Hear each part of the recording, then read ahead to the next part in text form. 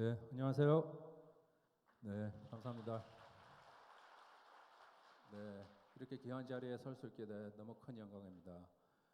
저는 오늘 여러분에게 저 인생에서 했었던 여러 가지 탐험 이야기를 들려드리면서 어려움은 어떻게 극복했고 폭풍은 어떻게 이겨내고 또 어떻게 저희 팬덤을 만들었는지 설명해 드리도록 하겠습니다.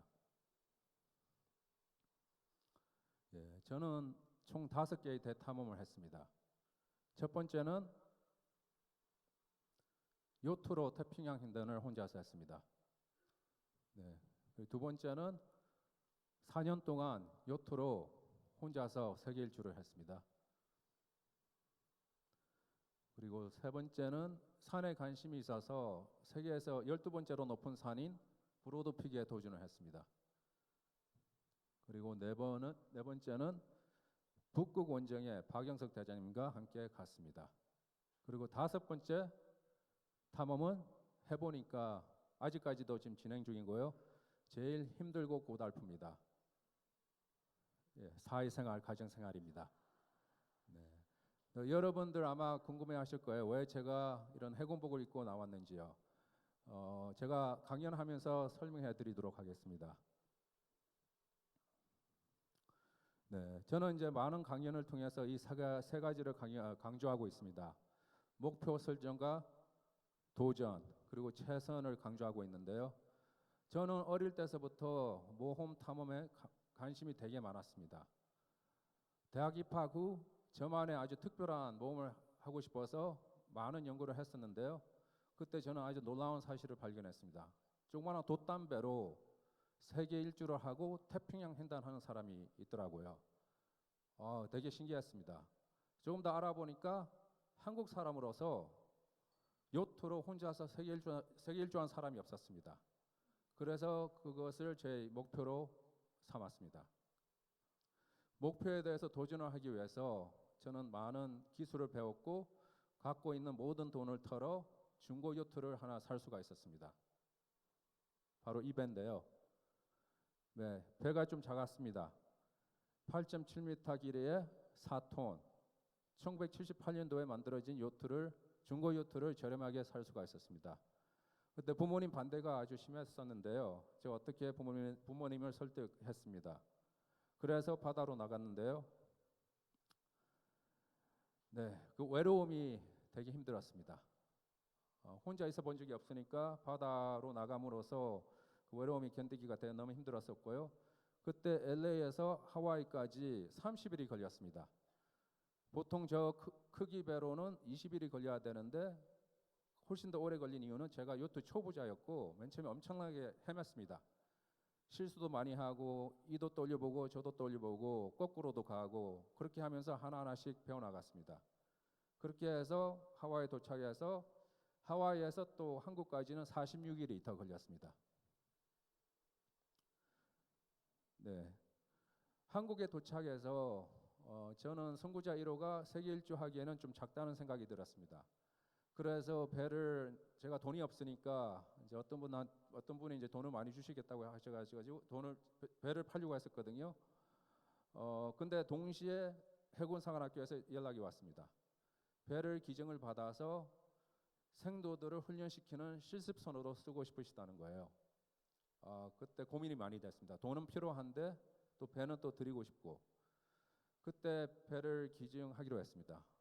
아주 잘한 일입니다. 덕분에 저는 대한민국 해군과 아주 좋은 인연을 가질 수가 있었고 해군 측에서는 저한테 계속 많은 관심과 도움을 주고 계십니다. 그때 저한테 또 명예군 1호라는 타이틀을 주셔가지고 지금 이렇게 멋진 지금 옷을 입고 있는데요. 제가 강연을 많이 하니까 강연할 때 입으라고 이렇게 멋진 해군복을 또 주셨습니다. 저도 해군의 팬이고 그분들도 저희 아주 열렬한 팬이십니다. 너무 감사드리고요. 네, 감사합니다. 예, 이제 배를 기증을 했으니까 제가 이제 세계 일주할 배가 없잖아요. 그때 다행히 아주 친한 친구가 돈을 빌려줘서 이 배를 살 수가 있었습니다. 선거자 2호인데요. 1호보다는 조금 더 크고 튼튼했습니다. 길이는 9.2m, 톤수는 5톤. 1974년도에 만들어진 중고 요트를 제가 저렴하게 살 수가 있었고요. 이 배가 제가 세계 일주를 4년 동안 하면서 먹고 자고 살았던 집입니다. 네, 세계 일주 항로가 보이는데요. 제가 간략하게 설명해 드리도록 하겠습니다. 저 LA를 출발해서 저 하와이까지 가서 그 다음에 하와이에서 남태평양 쪽으로 내려갔습니다. 이제 호주를 거쳐서 호주 북부 다윈을 이제 들려서 인도양으로 들어가서 거기서 그 가운데 있는 섬 코코스 섬 모리셔스를 거쳐 남아프리카 희망봉을 돌아왔습니다. 대서양으로 진입을 해 그 대서양을 건너서 파나마 운하를 통과해 파나마 운하에서 또 하와이까지 도착함으로써 저는 세계 일주를 마쳤습니다. 그리고 하와이에서 마지막 기착지인 부산으로 갔습니다. 총 항해 거리는 73,000km, 항해 기간은 그때 3년 5개월이 걸렸습니다. 제일 긴 항해 구간은 그때 파나마에서 하와이까지였는데요. 그때 2달이 걸렸습니다. 그리고 평균 항해 기간은 한 달 정도 걸렸습니다. 제가 사진 몇 장을 보여드리면서 세계 일주 과정을 간략하게 설명해 드리겠습니다. 저 가운데 보는 검은 물체가 배를 24시간 조종해 준 저 오토파일럿입니다. 그리고 저 모습을 보시면은 제가 저 안전띠를 항상 착용하고 있었습니다.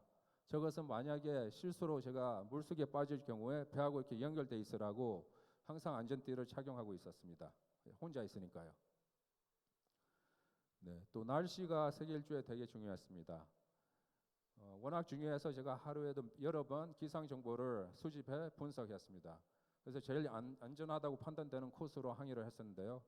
그럼에도 불구하고 제가 폭풍은 여러 번 만났습니다.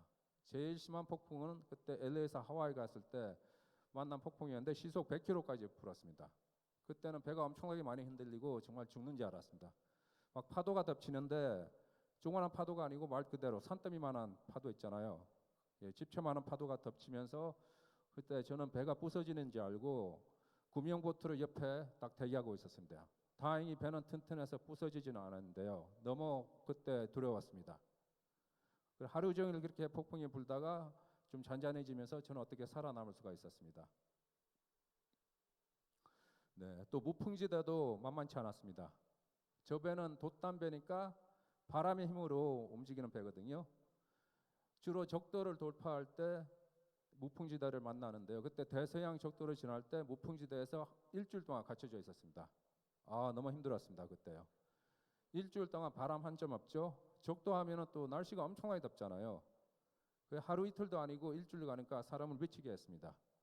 그때 제가 계속 생각났던 것은 얼음, 팥빙수 막 그런 게 생각나는 거예요. 아이스크림, 브라보콘 그런 게 너무 먹고 싶었습니다.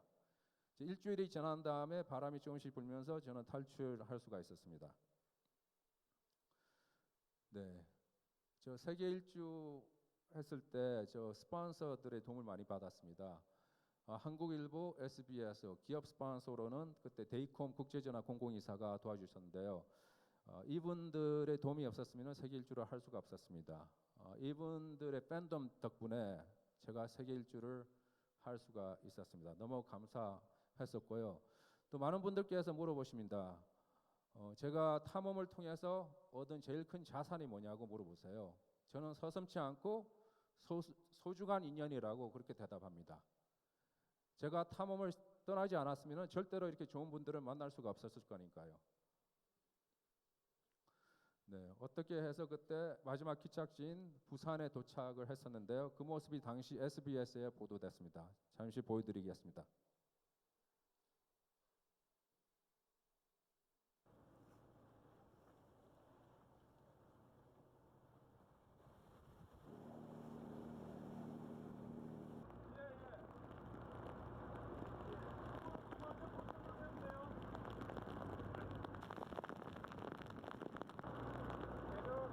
거친 바다와 싸우며 3년 5개월, 총 항해 거리 7만 km의 대장정을 끝낸 강동석의 선구자 요가 오늘 비가 오는 가운데 해군 함정의 호위를 받으며 부산 앞바다에 모습을 드러냈습니다.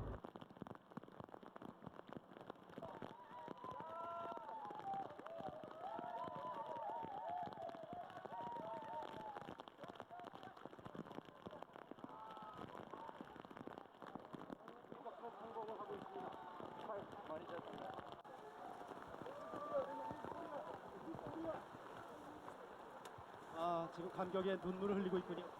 네, 많은 취재진이 주위에 모여서 제대로 접근을 할 수가 없습니다.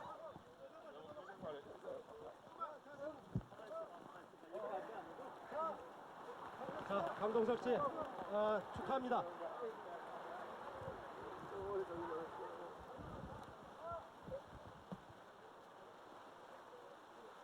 네, 오랜만에 만남 얼마나 감격스럽습니까? 자, 강동석 씨 잠깐만 이쪽으로 와주시죠. 네. 정말 그 많은 분들의 축하 속에 이제 성공을 마쳤습니다. 모자를 이렇게 좀 올려보시고요. 정말 축하합니다. 예, 감사드립니다. 지금 이 감격 어떻습니까? 너무 좋습니다. 너무 도와주신 분들에게 너무 감사드리고 또 이렇게 무사히 저를 항상 보호해주신 하나님께 너무 감사드립니다. 네, 3년 6개월에 7만 킬로미터 항해했습니다. 힘든 것도 많았겠죠. 고비가 뭐였습니까? 죽을 급이 여러 번 느꼈는데 고독감도 있었고 또 폭풍도 여러 번 만났었고 무엇보다도 이제 저 어머니께서 홀로 계시는데 그 죄책감에 또 시달려야 됐었고 어머니께서 잘 견뎌주셔가지고 또 이렇게 성공한 것 같습니다. 예. 네, 왜 편안하게 그냥 학교 다니시면서 공부하지 않고 어렵게 이 항해를 결심하게 됐습니까? 예. 왜 어렵게 어려운 그 고독한 항해를 시작하게 됐습니까? 그 제가 평소 이제 하고자 하는 그 꿈이었기 때문에 제가 절대로 포기하지 않고 포기하고 싶은 적이 여러 번 있었지만 많은 분들이 격려해 주시는 바람에 이런 날이 온 것 같습니다. 네, 혹시 오랫동안 배를 탔기 때문에 지금 땅 위에서도 울렁거리지 않습니까? 예, 지금 육지멀미를 좀 하는 것 같습니다. 육지멀미라는군요. 예. 지금 저 많은 분들이 이렇게 축하를 해주고 있지 않습니까? 이제 제일 항해가 끝났습니다. 해보고 싶은 게 뭡니까? 우선 뭐 먹고 싶은 거 실컷 먹고 싶은데요. 예.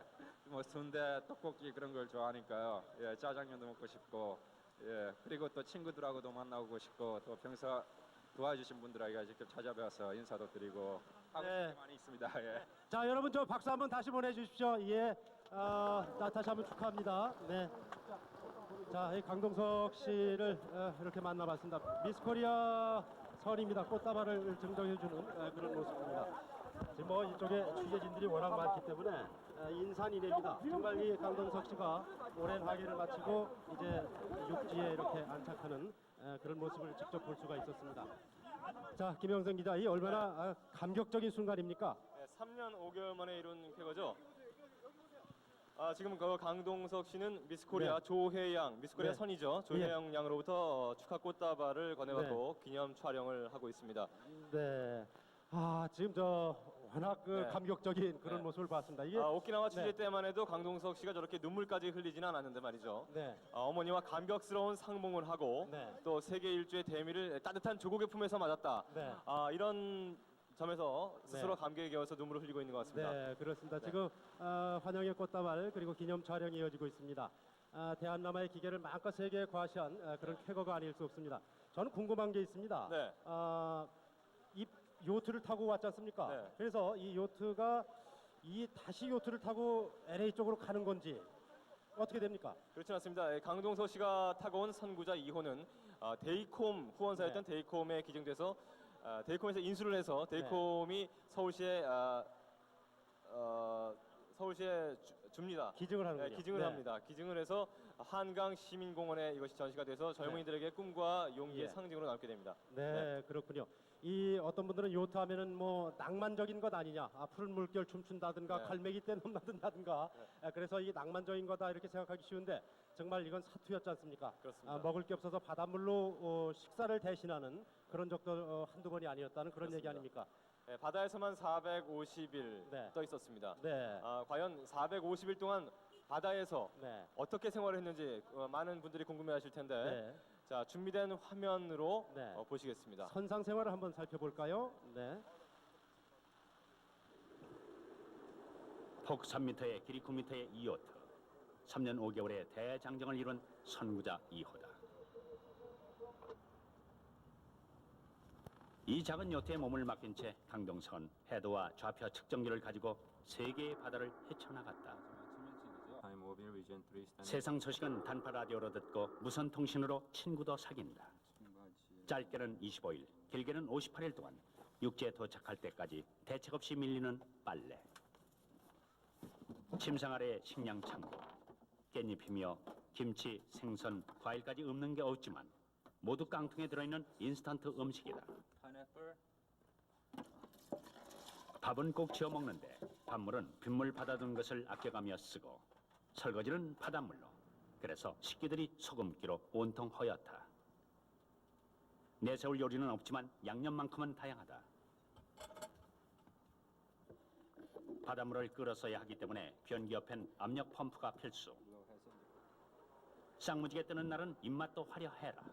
참치 한 마리를 잡아 올렸다. 아주 맛있는 회를 오래간만에 먹을 수 있을 것 같습니다. 고기 있고 폼나게 닭다리에서 양념도 골고루 마련하고 오랜만에 싱싱한 생선회로 포식을 한다. 마늘하고 고추장. 가끔씩 만나는 돌고래 때 내려다 보기만 해도 웃음이 번져 나오는 게 정말 귀엽고 반가운 친구들이다. 하지만 먹구름이라도 몰려드는 날이면 한숨도 자지 못하고 전전긍긍. 바다의 눈치를 살펴야 한다. 그래도 세계를 누비며 사모은 많은 음반들이 외로운 항해자를 위로해주고 흥겹게 한다. 여트 생활 3년 반 만에 독학으로 익힌 기타 실력도 이제는 제법이다.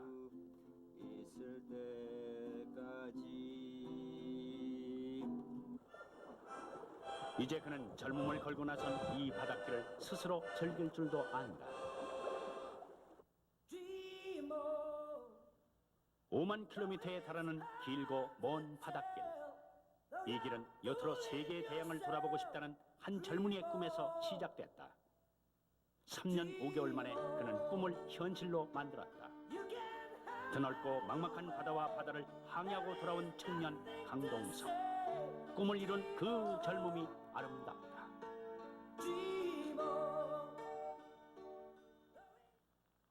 네, 직선거리 5만 킬로미터, 네, 고맙습니다. 항해거리 7만 킬로미터. 자랑스런 세계 일주 단독 성공에 골인을 한 강동석 씨의 그 감격스러운 표정 보셨습니다. 혹시 연약한 마음을 갖고 있는 젊은이들이 있다면 이 강동석 씨의 성공을 교훈 삼아서 굳건하고 강인한 의지를 갖는 그런 계기가 됐으면 좋겠습니다. 김영선 기자, 오늘 쾌거를 함께 하게 돼서 무척 기뻤습니다. 오늘 수고했습니다. 네.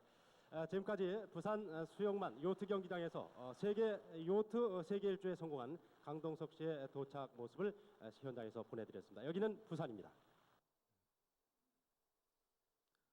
네, 그리고 저는 또 청와대 초청을 받아 김영삼 대통령을 만날 수 있는 영광을 가졌습니다. 대통령께서는 저에게 신한국인상을 또 주셨습니다. 너무 감사했습니다. 네, 그 당시 또 책도 한 권 쓸 수가 있었는데요. 제목이 그래 나는 바다에 미쳤다입니다. 그때 상당히 잘 팔렸었고요.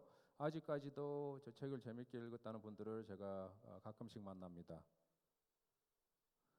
네, 그때 또 좀 매스컴도 타고 그 팬덤 덕분에 그 대우 솔로 그 CF 또 섭외도 하나 들어왔습니다. 덕분에 또 CF도 찍을 수가 있었는데요. 보여드리도록 하겠습니다.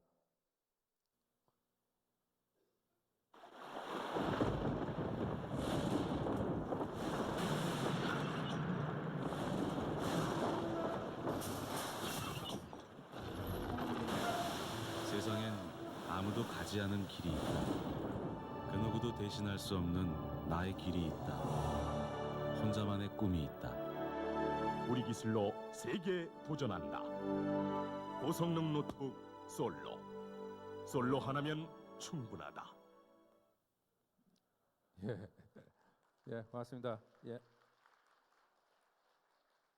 네, 이제 바다 탐험은 제 세계 일주로서 그게 끝이었습니다. 새로운 도전을 해보고 싶어서 저는 예전서부터 산에 관심이 많아서 저 연세 산악부에서 산악기술과 암벽 등반을 배웠습니다.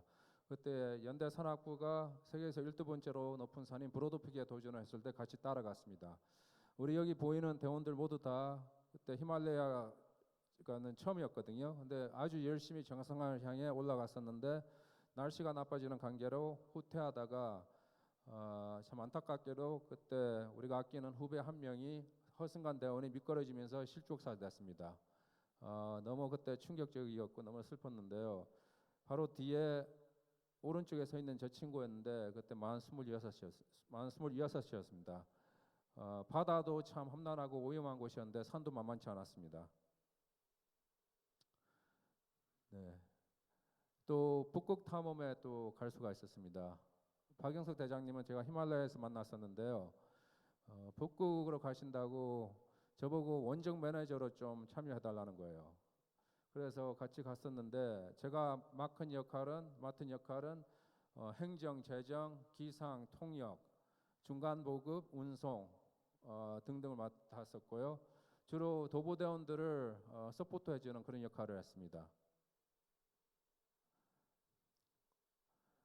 네, 그때 도보대원들이 참 대단했던 게 정말 그때 4명이 있었는데요. 혹독한 환경 속에서 영하 40도, 체감온도 영하 70도까지 내려가는 그런 혹독한 환경 속에서 80km나 되는 저 썰매를 끌고 54일 동안 걸어서 북극점에 도착을 했습니다. 정말 대단했습니다. 네, 이제 북극 탐험은 저의 마지막 자연 탐험이었습니다. 뭐냐면은 저는 일상으로 돌아와 여자를 만나고 또 사랑에 빠져서 결혼까지 했습니다. 예. 그때 우리가 예식장을 찾고 있었는데 해군사관학교 측에서 거기서 결혼을 해도 괜찮다고 하셔가지고 아주 명예롭게 그렇게 결혼을 할 수 있었는데요. 그래서 해군에게 또 너무 감사드렸습니다. 그분의 정말 팬덤 덕분에 어떻게 해군사관학교에서 또 결혼을 할 수가 있었습니다. 한국인 최초로 요트 세계 일주에 성공한 강동석 씨가 오늘 해군 생도들의 축하 속에 결혼식을 올렸습니다. 테마교육에서 송성준 기자가 다녀왔습니다.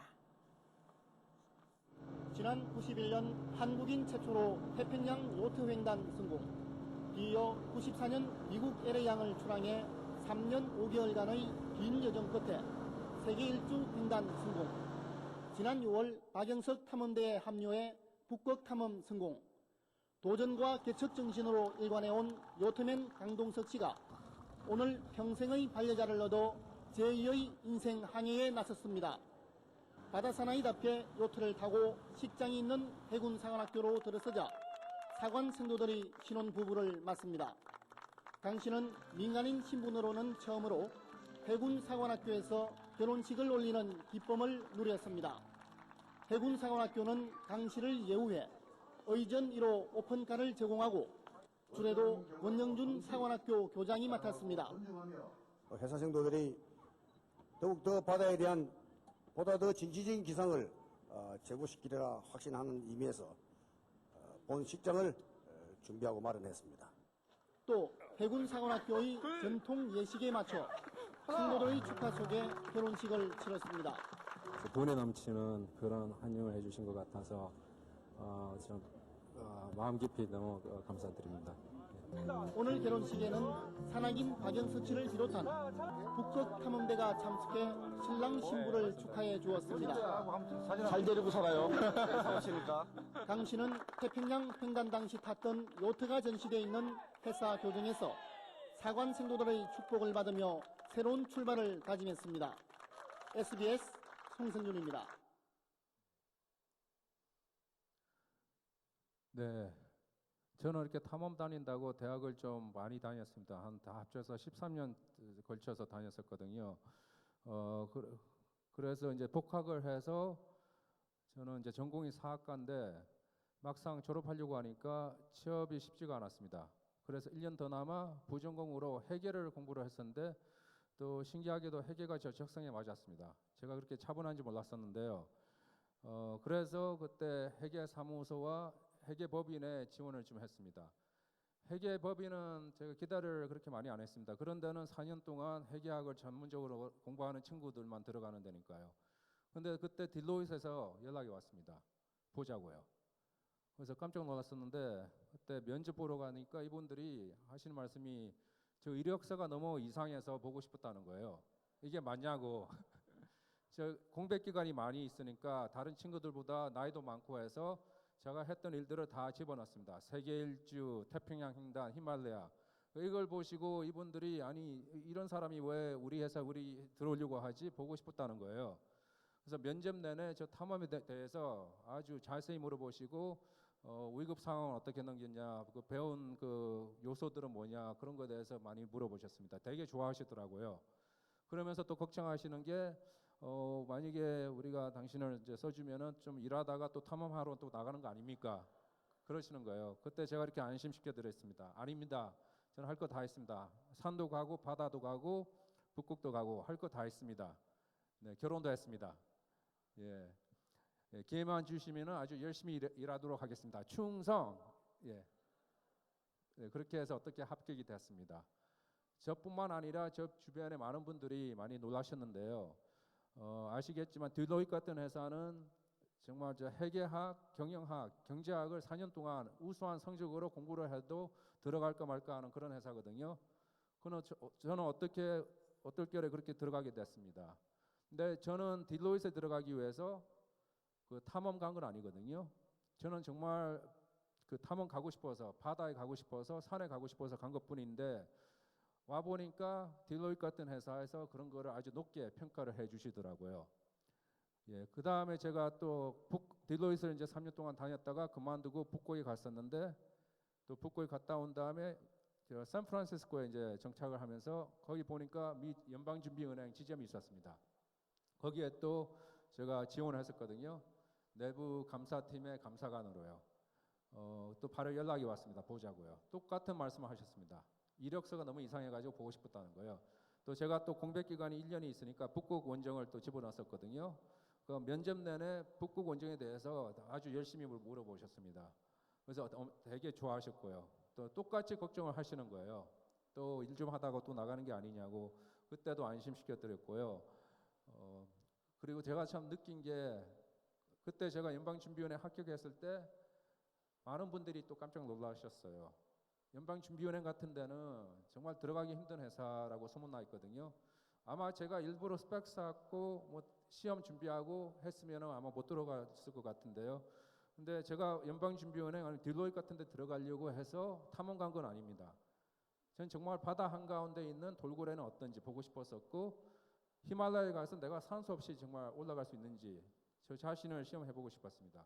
북극은 얼음 왕국인지 그걸 확인해보고 싶어서 갔는데 와서 보니까 회사, 단체 많은 분들께서 제가 겪었던 그 역경과 고난, 그리고 제가 배웠던 그 경험과 역량들을 되게 높게 평가해 주셨습니다. 그래서 지금 일한 지 13년째인데요. 그리고 그 제가 이제 입사하고 한 몇 년 후 영석이 형한테 또 전화가 오셨습니다. 이번에 남극으로 가신대요. 그때는 제가 못 간다고 그렇게 말씀드렸습니다. 네, 그리고 제가 최근에 와가지고 좀 많은 강연 활동을 하고 있습니다. 세계 일주 마친 후 강연 요청이 많이 들어왔었는데 제가 그때는 숫기가 워낙 없어서 거절을 해서 아마 많은 기회를 잃은 것 같습니다. 근데 생각해 보니까 제가 정말 저 탐험 이야기를 해드리면서 제가 보고 배웠던 점들, 제가 바다에서 정말 배웠던 그 요소들이 보니까 회사와 단체에서 많이 요구하고 필요로 하는 그런 역량들이었습니다. 그래서 다니면서 제가 바다에서 배웠던 그 요소들, 신기술 수용, 변화 수용, 원활한 소통, 철저한 준비, 그리고 소중한 인연, 이 모든 것 이런 거에 대해서 지금 강연을 많이 하고 있습니다. 네, 또 저 웹사이트에 들어가시면은 더 많은 사진과 동영상이 있고요. 이렇게 열심히 들어주셔서 너무 감사드리고 다시 한번 이 자리에 설 수 있게 돼 아주 큰 영광으로 생각합니다. 감사합니다.